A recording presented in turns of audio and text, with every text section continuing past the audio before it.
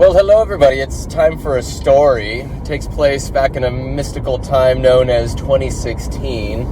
And Aaron at that point was commuting from Santa Rosa to San Francisco to go to ad school. And I'd stop halfway at a place known as Novato to go to the gym. And I'd wake up at the butt crack of dawn, 4 a.m., take my pre-workout formula, and I'd get a little bored on the drive over there and just be freaking out, face itching. And I decided to just tell these stories known as Goy Stories, just off the top of my head, with classical music in the background. Now, who is Goy?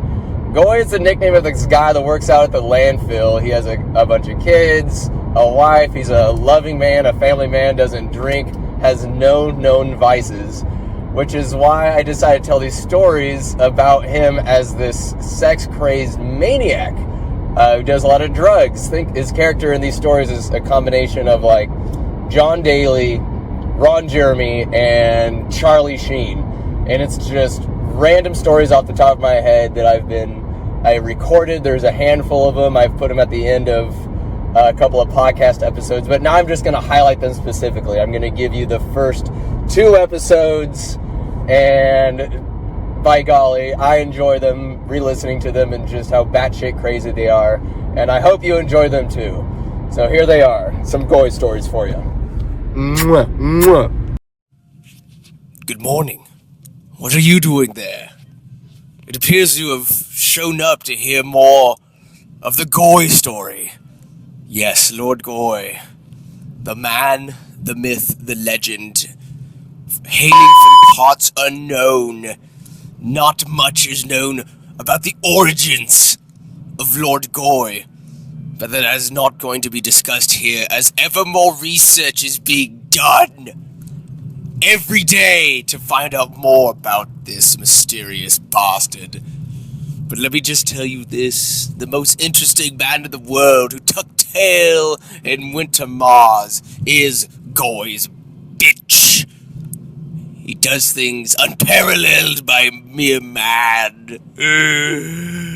That is why I'm going to tell you but a story amongst many stories. That is the legend of Lord Goy. The Goy story. Oh, yes. Well, if you listen to Sandwich's video blog, one might say a vlog, last Saturday, there's a story about Goy going to a bar one night. Yet he does not drink, but he enjoys the merriment nonetheless. Goes into a bar, and then an altercation ensues. Maybe because he's just a different looking fellow. Maybe these 3 douchebags were looking to start some so they accost Goy, and accost them that he did. He says, "Yo, I'm not looking for an altercation, but if you are, I will surely oblige thee, and thee, and thee," since there were 3. Oh. F*** it, they said. And into the back they went. Goy held the door open for all 3 of them. All 3 of the drunken bastards go out, followed shortly by their wives. 3 business executives and their wives in the back alley with Goy. They put their dukes up, but not before undoing their cufflinks. Then Goy, with one mighty thrust, knocks all 3 of them out with one fucking punch. Boom! All 3 of those fucking idiots hit the ground, senseless and unconscious. The air is moist, but not nearly as moist as between the legs of all 3 of the wives that just witnessed their males being knocked out with a single blow by the mighty fist of Lord Goy. Goy sharply turns his head at the three wenches. Having seen their males, their alpha, be downed by an even larger, more formidable male, give up their bodies to him. For behind the dumpster is but a sanctuary of falling rose petals, fountains, and one bed covered in said rose petals, and baby oil, and his daylight in the darkness. Lord Goy lays with them, all three of them, 3 times, all at the same time, with 3 orgasms each. But at the end of the day, there was but 10 orgasms. 3 times 3 is 9. For 3 wenches, bed 3 times at the same time, each orgasming, yes, 9 orgasms. But Sandwich, what's the 10th? Lord Goy knows how to separate work and play, and when the work was done, he finally reached an orgasm, a climax not yet seen by the one Lord legendary Ron Jeremy, as the earth crumbled beneath his feet. Goy knocked out the wenches as well. It is said to this day those 3 business CEOs yet remain unconscious. One might call this murder. It's quite possible it's murder.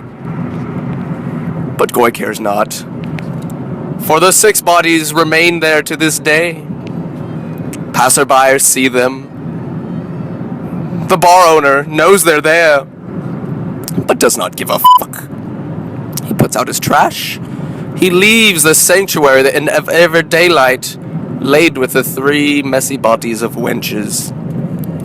For this has been the work of Lord Goy, and his deed that night has been done. And all of this took place within a span of 10 minutes. 'Tis but another tale of Lord Goy and the continuing saga of Goy Stories will be pronounced, will be told. But alas, you must tune in to hear these fucking stories of Lord Goy. And to this I say, have a Goy day.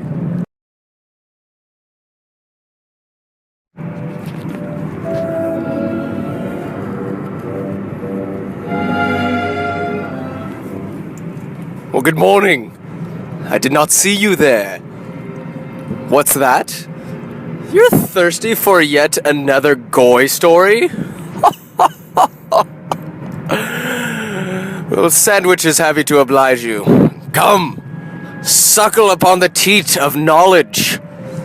For Lord Goy has many stories to tell about him. On this instance, we'll talk about his one and only meeting with one Charles Barkley. The story starts off with Goy enjoying a Saturday evening with the Formans. He sits upon his throne. One might say it's a couch. As he sits there, he's having his left hand massaged by George Foreman, the father. Also, his feet are being massaged by his children, George Foreman and George Foreman. His right hand being massaged by George Foreman. And then a delicious dinner was being cooked by George Foreman's wife. George Foreman had her name legally changed to George Foreman. Through many a trifle in court, alas, her name was changed to George Foreman. Goy saw something on the television that displeased him.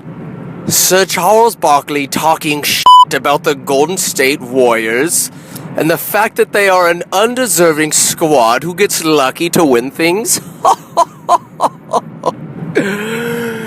But mind you, these words come from a who has yet to win a ring himself.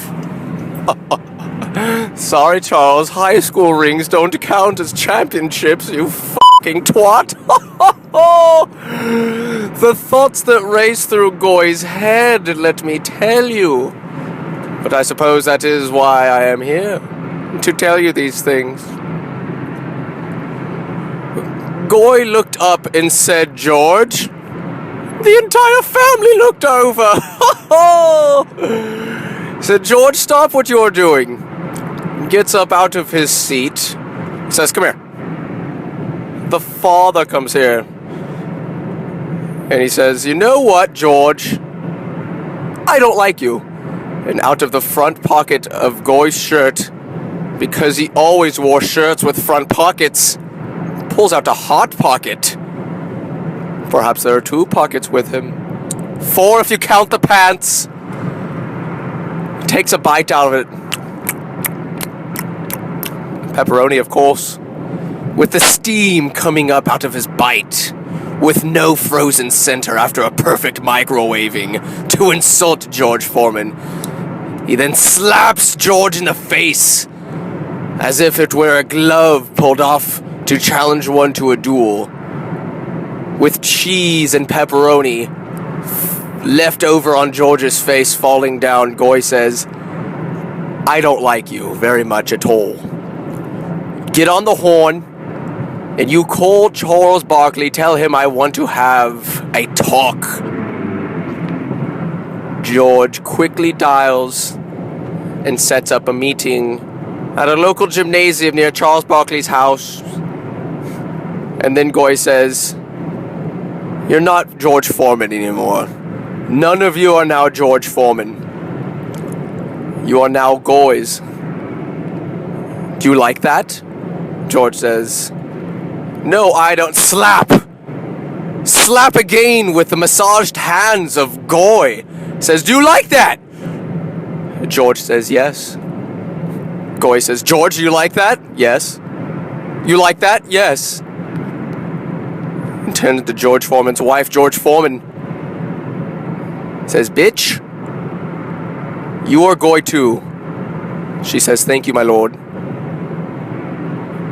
Goy proceeds to make sweet love to her, but does not finish upon his departure. For Goy is never finished with any woman. Goy gets to a basketball court where he is met by a fat and chubby Charles Barkley. Goes up to Sir Charles and says, fuck you and your opinions. I am better than you, Charles Barkley. Charles Barkley tries to retort, but not before he is slapped in the face with a hot pocket. He says, no, you will play me 1-on-1, and I will assert my dominance, and you will shut the fuck up. For once and for all, to never work on TNT halftime shows again. Oh, but Aldo will slap again! Goy pulls out a second hot pocket. Charles Barkley's fat words could not be uttered before getting slapped in the fucking face. So a game of 1-on-1 ensues. Goy wearing not but Levi jeans and his button-up shirt and steel-toed boots. Charles Barkley obviously gives him the ball at the top of the three-point line. Half court, playing to 11. Goy says, get the f*** down here. Charles Barkley understands he is just a petty little bitch and must do his duty, for Goy is a far more formidable, sexy alpha male.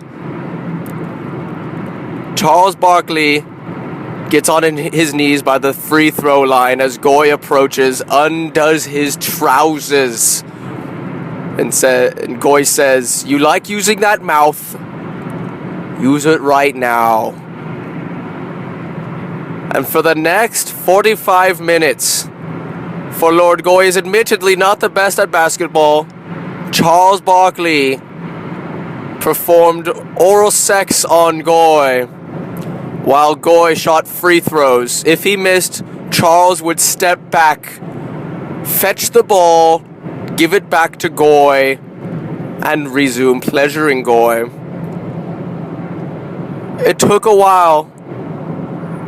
Like I said earlier, about 45 minutes. And Goy eventually made the shots. Winners outs, of course. The only way to play a man's game. A man's game. Upon the 11th point, Goy said, "Victory is mine, Charles." Charles stands up and Goy says, "I'm not finished." For Goy never finishes. And with a mighty blow to the face of Charles Barkley, oft said it was a punch, but this be the hand that slapped the shit out of George Foreman, as it did Charles fucking Barkley. Charles' face is now on the side of his head, for he was bitch slapped so hard. So now it's just a blob of skin on his face, and then the rest of Charles's face is on the side of his head. A disfigured little twat who does not perform oral sex very well. Of course, the oral sex for Goy never ends. It was a fool's errand for Charles that surely ended. Goy got back on his plane and went back home, where the Goys were waiting for him, formerly known as George Foreman, George Foreman, George Foreman, and George Foreman. And Goy says, "Keep doing what you are doing, and watch the halftime show to the next game with no Charles Barkley.